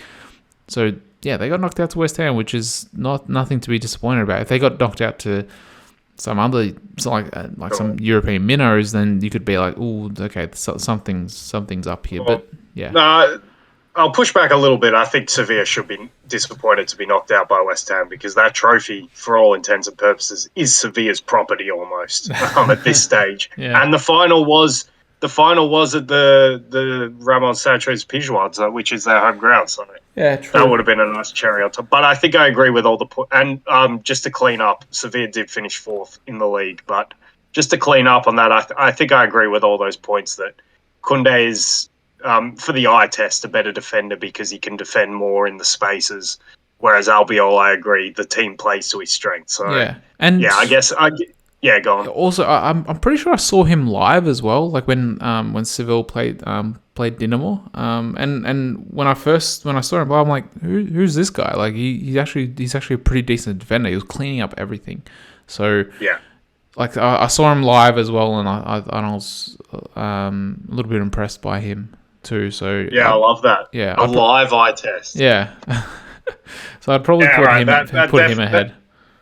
Yeah, that definitely pushes him ahead now. So I have Skriniar and Koundé as the two centre backs then. Jordi Alba at left back, who I think is still low key one of the best left backs in the world. He's scored some stunning goals this season. He plays really well in that Barcelona sort of this Man City 2.0 where the fullbacks don't have to overlap all the time. They can contain. He's technically a great player, could almost play central midfield with how good he is technically. But when it is his time to get forward and overlap, he can still do that. And his defensive work is actually quite good. I think a little bit underrated. So for me, and with Barcelona finishing second in La Liga after a fantastic second half of the season, I have him in the third team at left back. Now, I can't believe these two names are here for me. And maybe I'm a little bit foolish, but I'll explain my reasons for why the other players got ahead of them when we get to those teams. But one of these players has to miss out for me this season on first, second, or third team. And I can't believe I'm here, but Fabinho or Rodri in holding midfield. How the hell didn't they make it into your team one or team two? My team two plays a 3-4-3, Uh-huh. Okay. and I wanted to reward another sort of player in that mold in that position. Okay. So It's it's a little bit of a coin flip, isn't it, that one? all right, with that one, I'm going to say, and I'm sure we're going to talk more about them because I'm tipping they made both your first and second teams. But with that one, I will say if Liverpool lose the Champions League final, then Rodri's in. If Liverpool win the Champions League final and Fabinho plays, then Fabinho's in. If Liverpool win the Champions League final and Fabinho doesn't play, then I'll flip a coin. Yeah, because he's still a I question can't mark, pick a. isn't he? Yeah, these two are so good, and like I say, I can't believe I'm here. But look, maybe I could play a double pivot and move one of these midfielders out. But I've been really impressed with the other two that I'll mention in this team. I did have Pedri down, but I scratched him for Sergei Milinkovic-Savic, who scored 11 goals in Serie A. I know Lazio as a team didn't accomplish what they wanted to accomplish. I think they finished Europa League spots, but I thought on an individual level, he had a fantastic season from central midfield, and it's no wonder he's been linked with a move to the Premier League. So I edged him over Pedri. And when I looked at Pedri's stats, I think he's only started 12 games in La Liga this season. So while he's been great for the national team and for Barca in the games that he has played, I sort of came to the conclusion he's young, so if he continues on this trajectory, he'll make a lot of team of the year selections. So I didn't feel too bad about leaving him out. And then the third central midfielder was a toss up, and I think I'll go with the first name, but it was between Brozovic and Thiago. And Thiago, the only reason I had to put him higher is because he's still doing the Thiago thing somewhat, where he's in and out of the team a little bit. He had a good run after whatever Christmas or January, but still at the start of the season he was in and out, and now he's somewhat breaking down. So I would still put Brozovic just ahead of him because I think Brozovic has been all action in that into midfield. I know he somewhat has the security of playing with a 3 or a 5 behind him, but the way his mobility in that midfield, and then the way he can dictate the play by dropping on and being the link man to get the ball. But then he can also join into attacks because he has that security behind him. So I think that's why I want to put him next to either Fabinho or Rodri. But like I said, you could maybe just put Fabinho and Rodri next to each other and knock out. You'd have to knock out Brozovic because Milinkovic-Savic gives you the balance of a player who can go forward in that midfield. Otherwise, they're all three holding midfielders, really. So, yeah, I don't know if you have thoughts on that central midfield. I know it's controversial to be picking between Fabinho and Rodri, but that's where I found myself. Yeah, so with that Brozovic one, I put him in that same rung of defensive midfielders as Rodri and Fabinho, but I'd put Rodri and Fabinho above him, even though he is absolutely fantastic. And like, if I relate, I've seen him mostly for Croatia, and he is actually what allowed Rakitic and Modric to tick in front of him. Yeah. Back in that World Cup run, and then since Rakitic has retired, he's the one that allows Modric to dictate in front, and because when Modric plays as a defensive mid for Croatia, he looks absolutely he doesn't look crap, but it definitely isn't as effective as when he plays in front of a defensive mid. So yeah, though you're sort of picking between those three defensive mids. Like you said, do you want to play with a double pivot and then have Savic in front of him, or do you want to play with? I guess Brozovic could play a little bit more box to box. That was my thinking. That's why I wanted to put him next to a Fabinho, Rodri, rather than putting Fabinho and Rodri next to each other, who I think do nearly identical jobs. Yeah, so it just depends how functional do you want this team to play? Like, if you were gonna play them in a one-off game, like we mentioned a couple of weeks ago, like an all-star game. Yeah, let's bring it down to that. If we were gonna play this team in an all-star game against one of the other two teams that we're gonna mention, and to make it function, who would you put in there in that midfield three? Oh well, that's the reason why I selected Brozovic because of the functionality. But the functionality shouldn't be the be all and end all. But it needs to work on some level. It can't just be a team of like a 3-1-6 or something like that. It's got to work at some level. So yeah, because if it's gonna be if it's gonna be the best team of the year, like a lot of people would put, like you'd love to have like 10 attackers pretty much, because they're the ones that score goals and are exciting, but you have to make it functional. So so the answer, I guess, is at least somewhat functional.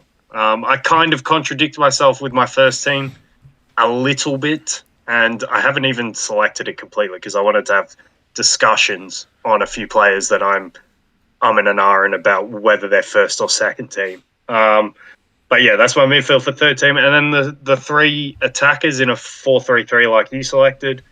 And I'm a bit liberal with it because it's not his best position. But I've put Sadio Mane on the right wing. I've put Harry Kane up front, and I've put Vinicius Jr. on the left wing. And I don't know how much in depth I need to go about those players because they're all very well known and we've seen what they've.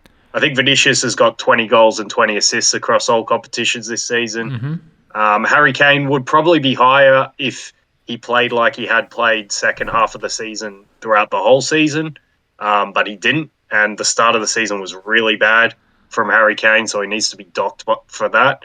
But the second half was really good. And Mane is only because I feel I had better options ahead of him, but he's been sensational, especially second half of the season, and especially when you factor in the fact that he's led Senegal to the World Cup and the African Cup of Nations this year. So that was a hard one, but I just felt like I had a little bit better options for the first two teams. Yeah, just with the Kane point, I personally wouldn't dock him for the start of the season because firstly you had a coach that everyone was asking why the hell does he have the Tottenham job and just looked out of his depth. Secondly, he led his team to the Euro final, so he didn't get much of a rest after that. I know other players still continue with their form, i.e. Foden, Walker, etc. But you also saw Maguire drop off as well. So you saw Maguire drop off, you saw Kane drop off. So I wouldn't necessarily dock him for having a bad start to the season, considering how deep of a run he had to the Euros. And also there was the whole transfer sort of debacle going on behind the scenes with his contract and everything. So that might have played a part on his psyche. But he's finished the season very strongly. Ever since Conte came in, he's become like a man reborn. So yeah, I personally wouldn't dock him for the start of the season. Yeah, that's fair, and it just depends if you're putting Euros into it or not. I guess I wasn't really thinking of the Euros, but even now that I think about the Euros and I look at the options I have ahead of him, I still don't think he gets ahead of anyone for what they've done for the season. So, and he wasn't all that great in the Euros. He looked a bit tired coming into those Euros, but no doubt the second half of the season he was really good. Yeah, so it's a pretty decent 11. Surprised that you went with. I'm a little bit surprised with the Brozovic pick, to be honest. Like, I personally do rate him, but like I just feel like there's better, I guess, defensive mids and stuff ahead of him and better midfielders ahead of him. But yeah, that's. Well, the only thing I don't see him as a pure defensive mid, and that's a big reason Yeah, why I got in. I think he does a bit more than those players, but how much is that because he plays in a 5-3-2 and he's allowed to do more? yeah, and I see him for Croatia mostly. I don't really see him playing Yeah, much for Inter. Only the odd Champions League games that I see. So, and he always plays as a lone defensive mid for Croatia. So that's why I view him probably in a different light, because I don't necessarily see him playing that much for his club, which he plays probably. Yeah, he sounds like he plays in a bit of a different position for them.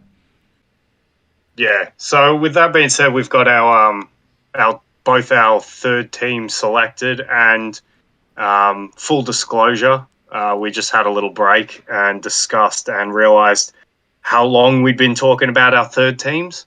So fortunately and unfortunately for all the listeners, we have come to the agreement that we're going to save the first and the second team for the next pod, which will also include a preview, obviously, for the Champions League final. So we've been alluding a lot to who might and might not be in the first two teams, and there's still a lot of unanswered questions: who's in which team. So yeah, I thought we'd just tease the audience a little bit there and save that for the next pod, which hopefully people will be excited for. I know I'm excited to get some feedback onto some of these selections and finally put players into places. So yeah, with that being said, I guess Nev, do you have anything else to add tonight? Anything that we might have missed or whatever? No, I think we covered most of it. Like we covered, obviously, City winning the league, AC Milan winning their league as well, and yeah, I'm looking forward to going a little bit in depth regarding the Champions League final because we did discuss it a couple of weeks ago when we got to find out who our finalists were, but we've been saving, I guess, most of it for, I guess, the actual preview, which will be this week leading up into the game on Saturday. So yeah, I'm actually looking forward to that. Yeah, awesome. And we've got the next pod planned, so that works for us as well.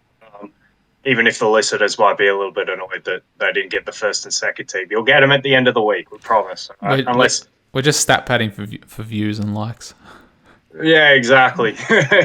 And to be fair, we didn't expect to go 40 minutes on the third team.